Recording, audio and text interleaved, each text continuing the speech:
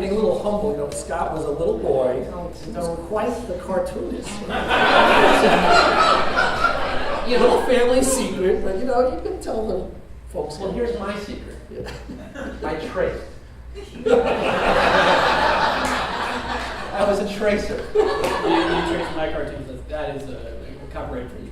Yeah. Well, you were good at it.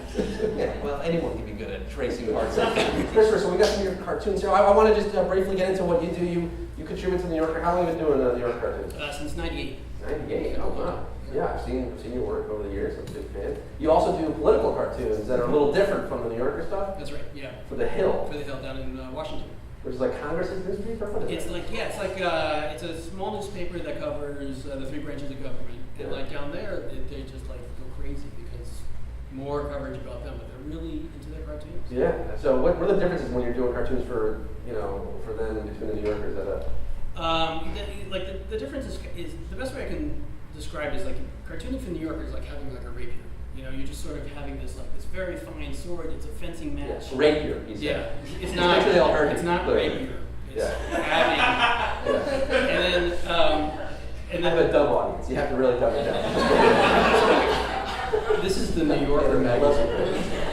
only SAT words. But political cartoons is like having this big like hatchet, and you just get to like do something big and obvious, and it's fun because it's supposed to really elicit a big reaction. Right.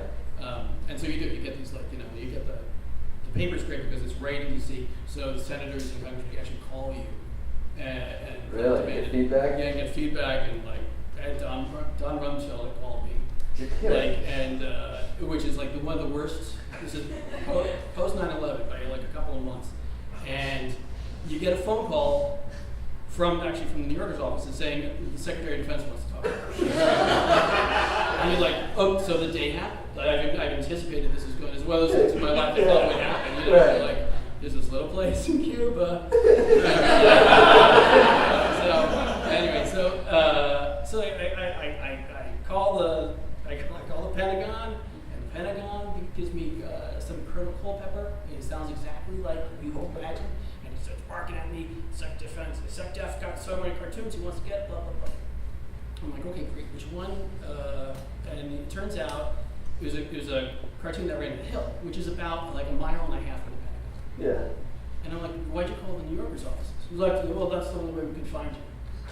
I'm like, you're looking for Osama bin Laden. And you can't find me in D.C. on the masthead of a major paper a mile from your office. And that's what like, they're never going to get. And in the end, I told them, it's like, no. So they were like really surprised. Like, really, you're not going to give it to him? Like, no, I told them, it's like that. So he wanted the cartoon? He wanted the cartoon. He collects cartoons, and I just took him flat. And that was before he became the big Rumsfeld.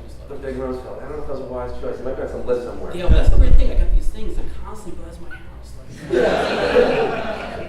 Well, let's show some of these cartoons that every cartoon is like Paul said. You do 10 a week, and you're lucky to get one in. All right, let's get into your first one here. This is one of my favorite rejected cartoons, and it only works with the house.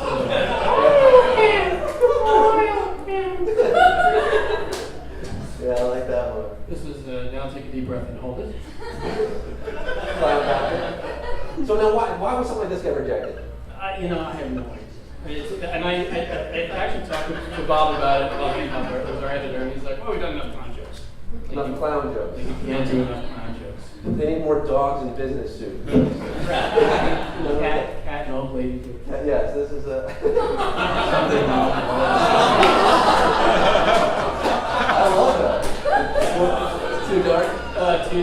He told me on that one, no more death jokes. Between death and clowns, that's all I have. That's it. And that actually was my grandmother. That's what she looks like. You modeled after? Yeah, she actually looks like that. The far side. She did. She's no longer. This is for Romney. When he lacks a message, he makes it fundraising. You slammed it. Thank God. Zing! I give you a zing. I love it. That's a great joke. They don't want it. Yeah, the only thing I like about it is just the kid's expression. Yeah, he's so happy. He's happy having his ear cut off.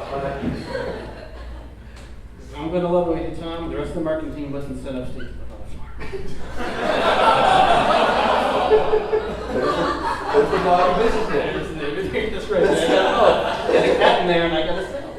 If I open a new account, do I have to put money in it? This is your jersey back there. Yeah.